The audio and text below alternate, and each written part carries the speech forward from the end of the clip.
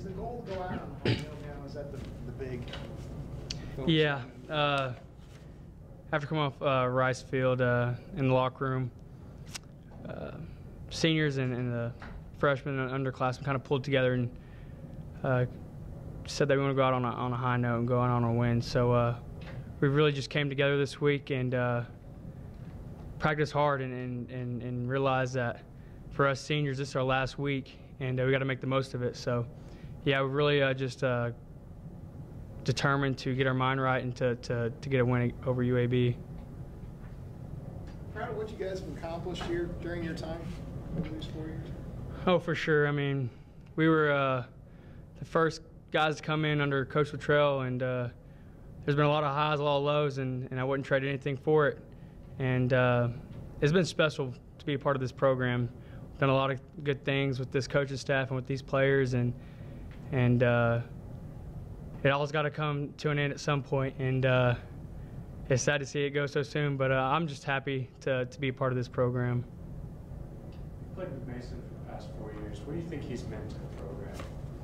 Oh, I mean, he's the definition of selfless, tough, and disciplined for this program, and those are our 3 core values. And he's been just one of those guys who does everything for this team, and he's gone above and beyond in everything he does for our offense and setting the example for the younger guys on and off the field. And so he's just been a great player, a great friend, and a great teammate for me especially. How important has he been to your success and the progress that you guys have made over 4 years? I mean, if it wasn't for him, I wouldn't have the catches or the stats that I have today. I mean, he's helped me out and bailed me out in so many situations on the field, and he's made me look really good. And just the kind of guy he is. He's selfless, and he's done a lot of good things for this program, and I mean, he'll continue to do that in the future. Yeah, but not just for you, but for the overall program. I mean, you guys made so much progress here. Was he just a key piece of what you guys were able to accomplish? Oh, for sure. I mean, you see Mason. He's made unbelievable plays for this team and for this program, and he's got us to 9 wins, and he's gotten beat up, and he's always going back to the ball, always wanting to get back up on the field, no matter how hard he gets hit. And it's just a truly special to see everything that he's gone through, and the way he wasn't highly recruited coming into UNT, and he had that chip on his shoulder. He had to prove everybody in the nation that he can play at the highest level, and he's proved that since he's been here. What is it that we don't know about him, other than he's a great ping pong player? Great ping pong player. Y'all know about the outdoor. He's a big outdoors guy, right? Okay, I can tell you one thing. He can. We've had a couple of little small like bonfires in my backyard, and it's been soaking wet, and he can make a fire even if it's pouring outside. He'll get a fire going no matter what. He's an outdoors guy. Yeah, big outdoors guy. No matter if it's raining or if you got some wet wood, he'll get the fire started. What do you think the biggest challenge that UAB presents to your offense? I mean, they have a good front four, and they're real physical guys up front, and so we just got to move those guys and knock them back, and especially on the back end with the secondary, they have some really good players, ball hawks. So as us offensive-wise, we just got to execute our plays and do our job, one-on-one jobs. So, and if we do that, we'll have a great game. What are things that you and the other core senior group guys are like kind of doing the last few days of practice with the younger guys? What are things y'all are preaching to them?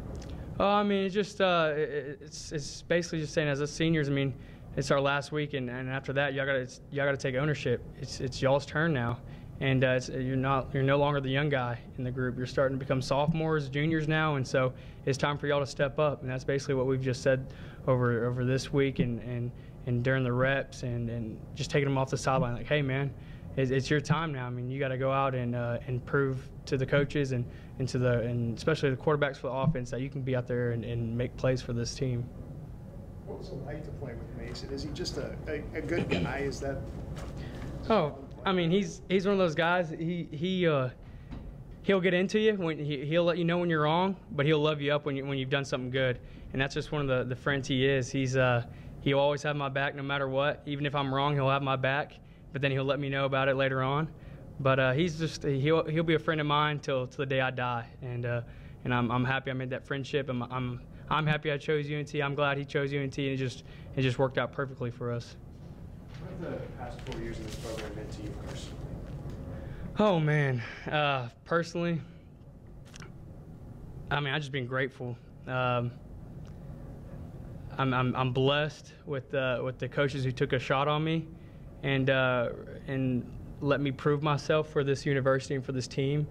And I mean, it not only just shows that walk-ons can play at a D1 level walk-on and do the things I've done, but just the people back home too. I mean, people back home didn't believe that I could play at the highest level just because I walked on and wouldn't get a shot.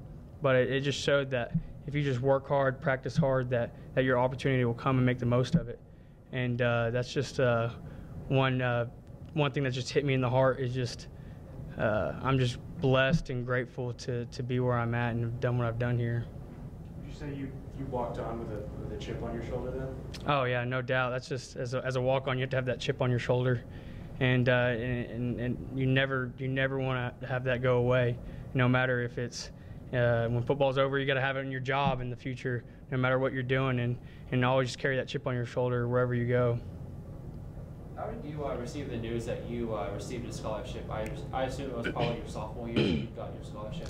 Yeah, after my sophomore season. So I was at the house, and I was just doing homework, watching play football, and Coach Luttrell called me, and we were just talking, a normal conversation, and he just told me how proud he was of me, and just basically said, just let me know that I'm going to be on full scholarship. And it kind of just hit me that all the hard work and everything I've done just paid off. And it was a great feeling to let my family know and call them up and tell them I finally got on full scholarship. And it kind of just went off from there. And it's just one of those moments I won't ever forget. As you guys look back at this year, and I know you got one game less, so maybe you haven't truly had a chance to reflect yet, but what do you think went wrong this year? Because the expectations are so high and it just never quite seemed to work out. Yeah, I mean, we had a lot of guys, we had a lot of bumps and bruises, a lot of injuries, and when it comes down to it, it's hard to recover from guys who missed some games, but that's just one thing that just really I wish we had some of the guys on the field sometimes, but I mean, they had injuries, and that's going to happen in the game of football. I mean, it's a physical game. You're going to get hit, and I mean, I think that's just one of the things that really just sticks out to me. Did you guys struggle to replace some of the key guys you lost after last year? Was that tough too, especially on the defensive side of the ball? Yeah, I mean, losing key guys like EJ, Jai, and BG, I mean, you had to have guys step up, and guys got hurt on defense, and you had to bring these young guys who've been in here for 3 or 4 weeks and tell them, like, hey, it's your turn. You got to step up. You just came from high school. Now you got to play at the top level, and it's faster. And it's just a little adjustment you got to make. And they grow. I mean, it takes a little bit from the first, second game, but they get used to it. And I just one thing that finally, once they got the game of the speed down, they recovered from it. How significant is the 3-2-5 that you post up when you score a touchdown? Does that still mean something to you now that you're going into your final game at UNT? Does it still, you still feel like home is always where you'll be, even though you're in Denton, but you're from Sweetwater? Is that something significant to you? Oh yeah, I mean, that's something that'll always stay with me, and it just lets people know that no matter where I'm at, that I'm still pulling for them, I'm still behind them, and I know that they got my back too. And I just want them to know that.